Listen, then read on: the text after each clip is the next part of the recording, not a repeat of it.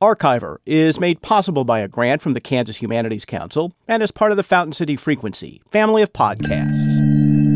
I'm going to play you a bit of tape that, until recently, was in a box at the Spencer Research Library at the University of Kansas.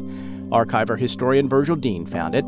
It's a speech 79 years ago by William Allen White, editor of the Emporia Gazette, social commentator, player in national Republican politics. And, best that we can tell, this is the only surviving recording of the man known as the Sage of Emporia. William Allen White, editor of the Emporia, Kansas Gazette. Since I first came to the University of Kansas 50 years ago and went out after 4 years without a degree, I've often asked myself, what is the thing we call an education, and I don't know. You could hear the recording was speeded up just a bit at the beginning. The old quarter-inch tape had most likely been stretched over time. White, though, was said to have a rather pinched voice, and you could certainly hear that in his speech. While White said he didn't know a lot about education, it's clear that he did. White talked about the advantages of a good education, but for me, the most intriguing line was this. If he can read and reason sensibly, White said, he will not mistake kindnesses for cowardice.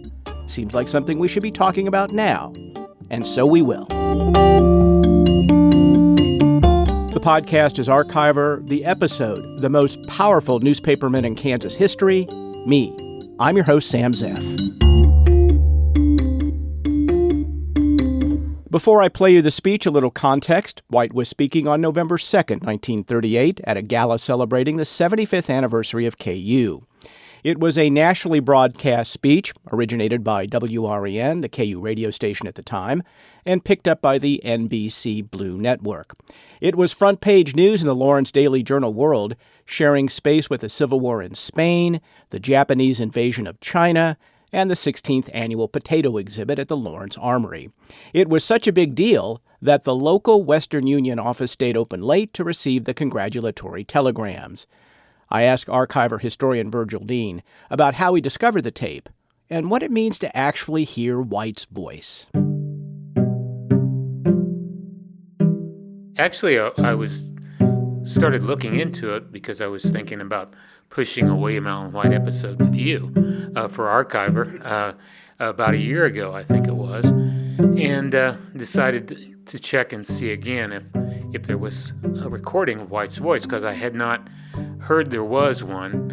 And I checked first with the State Historical Society, and they said no, they weren't aware of anything. And then I thought, well, most of White's collection is in the Library of Congress, but I had easier access to the Spencer Research Library here at KU, a few blocks from my house. And I knew they had a White collection, but I hadn't really looked at much that was to see what was in there. And I just essentially just went to their website, found the guide to the White collection in the Spencer, Kansas collection to the Spencer Library, and started perusing it just down through the list, and found one box with 4 items, and one of them happened to say, I think said sound recording or audio recording of William Allen White's speech, November 1938, on education, something to that effect. What does it mean to a historian to actually hear the recording, to hear the man's voice, to hear it in the moment? Does that have a special historical value? I think it does to an extent.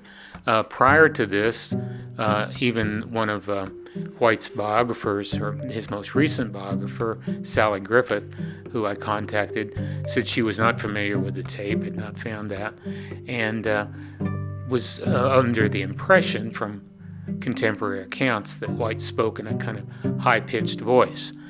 So all you can do is imagine what it might have sounded like. And certainly that's what we have here. Of course, even allowing for some problems with with an old recording, you get that impression. It's not a dynamic speaking voice by any stretch of the imagination, but I think it gives you an opportunity to get to know the person better. And especially, I think, for people who are writing or trying to do a biography of somebody like that, whatever you can find that helps you get to know them a little bit better, using that along with all the other historical evidence you have might be of significant value.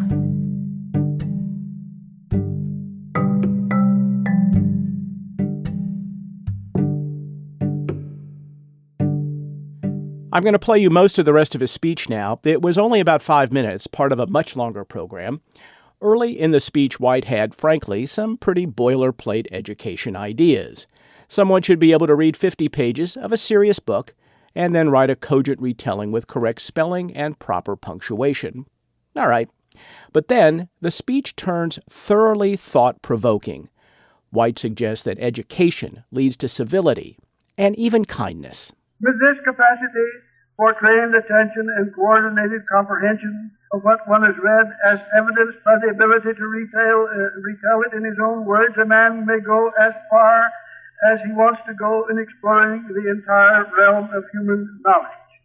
If he can read and reason sensibly, he will know how to follow it, how to judge his fellows, how to spot a fool, how to know a knave when he meets him in the road. He will not mistake kindness for cowardice. He will not find himself suspecting everyone and believing everything, for curiously and paradoxically, the fool is always suspicious and credulous. Those two qualities go together. If a college course leaves a citizen at its end with tolerance, with intellectual curiosity, with a fair working knowledge of what are the various fields of human activity, then so far as a college can do, it has laid the foundation for a man's education. No college, no university course can do much more. A man might get that boost in high school. Lincoln had it when he learned to read and write.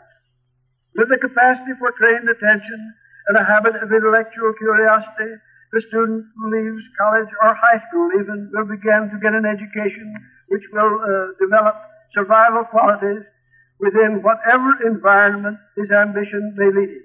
He will develop his character in righteous ways, and by righteousness I don't mean piety at all.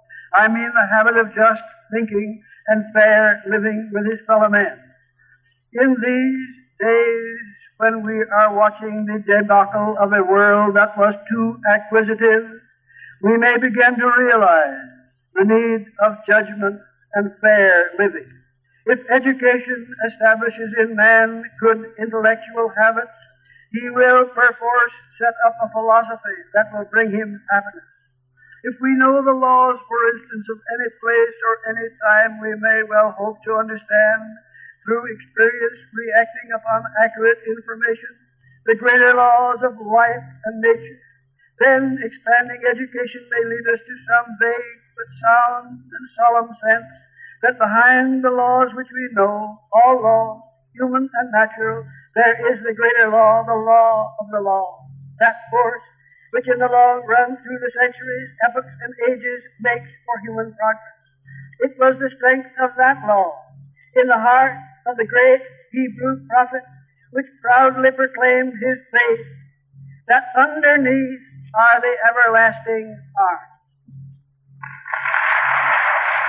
He believed, I think, sincerely, and he made certain similar comments in other editorials and the like, that an educated populace was the thing that would save America, would make for a stable society. And he talked about he wasn't too concerned about Bolshevism in the early 1920s because he thought American society would see it for what it was.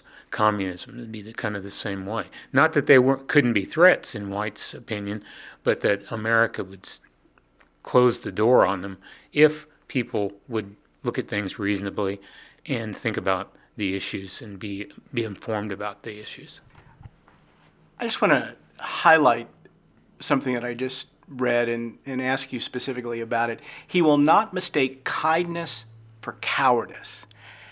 And that really resonates with me now. And the word that pops into my mind now is snowflake. That anytime you might show a bit of kindness, whether it's an individual or the government, that there's something snowflakey about it. What do you think he meant in 1938 when he said that? Well, it's really an interesting phrase that he uses. I agree. I think the whole idea of the bravado that so many people then, as well as in more recent times, think is the true sign of bravery and patriotism, is what White's saying is not always the case. I mean, you can be forceful and try to beat the drum of patriotism or try to stir people up emotionally, but that's not what it's all about necessarily. And that being concerned about your fellow man, being concerned about humanity generally, and being kind or striving for justice for all people would be something else, something that was not, as far as White was concerned, a sign of weakness.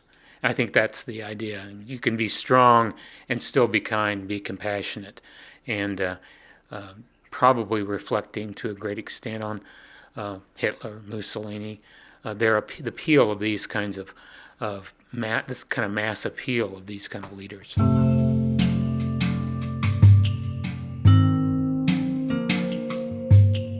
There's a great biography on White by Sally Foreman Griffith, written in 1989, and there's White's autobiography, published posthumously in 1946. But filmmaker Kevin Wilmot, a friend of Archiver, is making a documentary about White's life. It's being narrated by legendary news anchor and documentarian Bill Curtis. Now, you may just know him as the announcer on NPR's Wait, Wait, Don't Tell Me, or the narrator of the Anchorman movies. But Curtis has had a celebrated journalism career. He's won 2 Peabodys and a DuPont. Full disclosure, I produced several documentaries for Bill that aired on A&E in the late 90s. Bill talked to me from his studio in Chicago. If there was one thing that people needed to know about William Allen White, what he meant to journalism today, what do you think that would be? Wisdom. You know, he was the voice of the Midwest. We don't have those anymore. One, the United States has become so homogenized by television primarily, now social media, that we're all one. Now, that's a good thing. But back in those days, the politicians would always stop by and see William Allen White. They would read the editorial to get to know what farmers are thinking, rural, small-town folks. And so it's a wisdom, it's a voice that was thought to be peculiarly Midwestern. Is there a lesson for young journalists in the way William Allen White went about his editorship or his writing, which I found both fairly clear but also entertaining? If you had a group of journalism students in front of you, is there a lesson you would give them from William Allen White's career?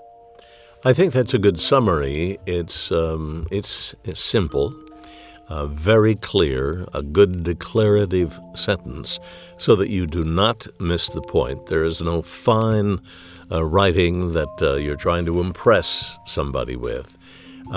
It is to the point. He had a sense of humor, and that, of course, is what keeps you reading.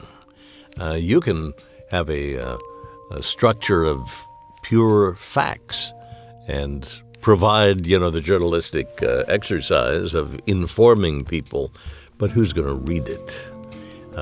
You have to make it entertaining along the way, and that's what he had. So to be mentioned by William Allen White was a great achievement, just like Will Rogers. If they talked about you, you had it made. To sum it up, I think it's a simple style, very clear, very concise and correct, but with a smile and perhaps a laugh along the way.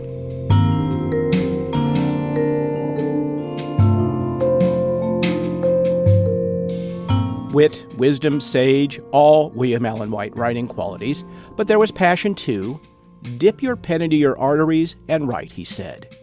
White, it seems to me, spoke and wrote not just for Emporia, but for Goodland and Dodge City, and Chillicothe in Missouri, and Enid in Oklahoma, and every other small town in the Midwest. And with government and media in flux, maybe even in crisis, there's no better time to remember and study William Allen White.